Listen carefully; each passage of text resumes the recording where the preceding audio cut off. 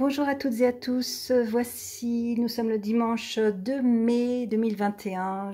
C'est la dernière vidéo que je fais pour le collectif parce qu'en fait, eh bien, nous sortons enfin du tunnel, nous voyons enfin le bout de cette expérience, même si nous devrons maintenant, je pense, à vie vivre avec ce virus et s'acclimater à tout ce qui va être en relation avec. Je pense que nous avons, comment dire, fait une grande partie du travail et que nous pouvons aujourd'hui voir en effet la lumière au bout du tunnel. Donc c'est pour moi la dernière vidéo au niveau collectif, au niveau du collectif de l'humanité, de l'évolution de l'humanité. Et puis je suis de toute façon toujours à votre disposition pour des tirages de cartes en individuel, des séances individuelles, des soins individuels. Je reste de toute façon à votre disposition pour vous aider et vous accompagner dans votre chemin de vie. Mais c'est vrai que pour ce qui est des vidéos pour le collectif, eh bien ça se termine aujourd'hui parce que je pense qu'il n'y aura plus de véritable besoin d'être guidé dans cette évolution, puisque maintenant nous sortons, comme je l'ai dit, de cette sombre histoire, entre guillemets, nous en sortons gentiment. Ce que j'ai demandé avant de commencer cette vidéo, j'ai demandé quelles leçons devons-nous tirer de cette expérience, quelles leçons devons-nous tirer de cette traversée du désert pour beaucoup d'entre nous, et émotionnellement, relationnellement, et également bien sûr par rapport au virus, par rapport au Covid, et par rapport à tout ce qui est en relation. Qu'est-ce que nous devons tirer comme expérience, comme leçon et comme apprentissage? La première carte que j'ai tirée, c'est la découverte. Et c'est vrai que pour beaucoup d'entre nous, nous avons découvert de nouveaux dons en nous, cachés, de nouveaux, je dirais, trésors. Nous avons découvert dans notre mal à bijoux, dans notre mal, je dirais, à dons personnels, individuels, nous avons découvert des nouvelles façons de voir la vie, des nouvelles façons d'appréhender, d'expérimenter, par rapport même à nos relations, par rapport à ceux qui nous entouraient.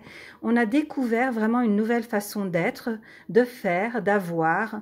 Et je pense que c'est, et j'espère, pour un plus et pour quelque chose de très positif pour tout le monde, c'est-à-dire de mieux consommer, de mieux acheter, de mieux manger, de mieux boire, de mieux se nourrir, quel qu'en soit, je dirais, le niveau, c'est-à-dire on peut bien se nourrir, bien sûr, physiquement, mais aussi émotionnellement, spirituellement, par de belles lectures, par de beaux films. Il y a toute une façon de se nourrir, toute une façon de se découvrir. Et c'est ce que nous avons tous fait dans cette traversée, dans ces 10 mois, dans ces 14 mois passés. Nous avons vraiment découvert de nouvelles façons d'être, de voir, de penser, d'expérimenter. Enfin, c'était vraiment des dons cachés et nous devons maintenant les exploiter. Voilà ce qu'on nous demande. Donc après avoir fait cette découverte, nous devons continuer à exploiter ces dons, ces nouvelles façons de faire. Dans la deuxième carte que j'ai tirée, c'est la réconciliation. Il y a eu une vraie transformation, dans une réconciliation bien sûr d'abord avec soi-même, avec sa part d'ombre. Ça a été une opportunité qu'elle devienne notre alliée. Nous avons pu voir pour la plupart d'entre nous, nos façons de voir, nos façons de fonctionner qui ne marchaient plus justement, qui ne fonctionnaient plus et nous devions lâcher ces parts d'ombre, ces peurs, ces croyances limitatives, ces sentiments négatifs, ces émotions négatives qui nous empêchaient de nous réconcilier avec nous-mêmes ou avec l'extérieur, mais là je dirais plutôt avec nous-mêmes. Donc tout cela nous a permis de nous réconcilier avec nous, mais aussi bien sûr avec la vie. La troisième carte, eh bien, c'était pour prendre conscience que nous étions prisonniers. Prisonniers de nos propres limites, prisonniers de nos propres croyances négatives, que nous étions prisonniers de notre mental, bien évidemment, de notre mental qui ne nous servait pas, mais qui au contraire nous limitait, nous emprisonnait.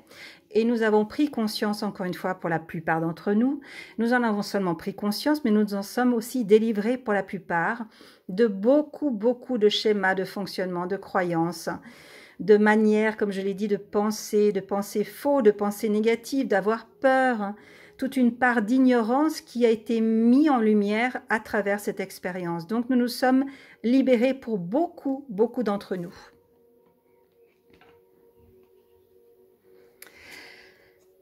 Il y a eu aussi des sentiments d'exclusion, forcément, puisqu'on était mis à l'écart, puisque nous nous retrouvions pour la plupart aussi d'entre nous seuls, ou en famille, ou dans des couples qui ne fonctionnaient plus, ou dans des couples qui fonctionnaient, enfin voilà. Nous nous sentions un peu exclus de la société, exclus du système, exclus de la vie, exclus des relations. Nous avons pu voir à quel point cette blessure était présente, hein, et voilà, grâce à ça aussi, nous avons pu mettre en avant nos différences, car tout le monde est différent, tout le monde est unique, et prendre conscience de cette part d'unique, d'authenticité en soi, et d'oser la mettre en lumière aussi. Donc ne plus rester à l'écart, mais oser se mettre en avant avec nos différences. Et ça aussi, on a pris conscience de ça. Et c'est aussi une part et une leçon à prendre conscience si on ne l'a pas déjà fait. Ensuite, la perspective.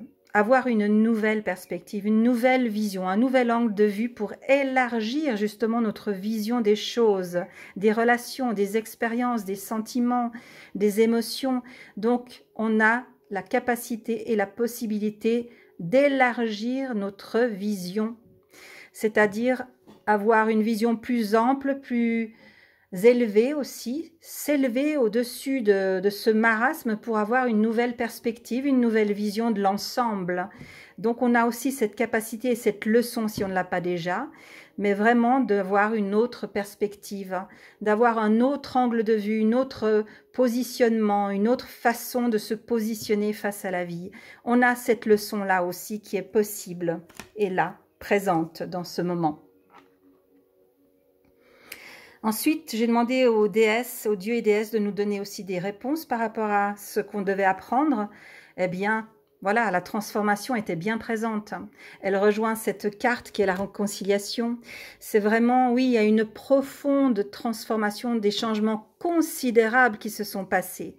Ce qui nous a apporté de grands bienfaits, de grandes douleurs aussi, parce que c'était pas forcément agréable de voir et de se voir et d'être aussi fortement face à soi-même et à toutes nos limites, mais il y a eu une vraie transformation et il y en aura encore dans les semaines, les jours et les heures à venir et les mois à venir. Nous sommes dans une vraie transformation de la vie, de notre façon de voir la vie, de notre propre vie, mais aussi de la vie, du monde, de la terre, de la manière de fonctionner. Il y a une vraie transformation qui se passe pour tout le monde, vraiment pour tout le monde.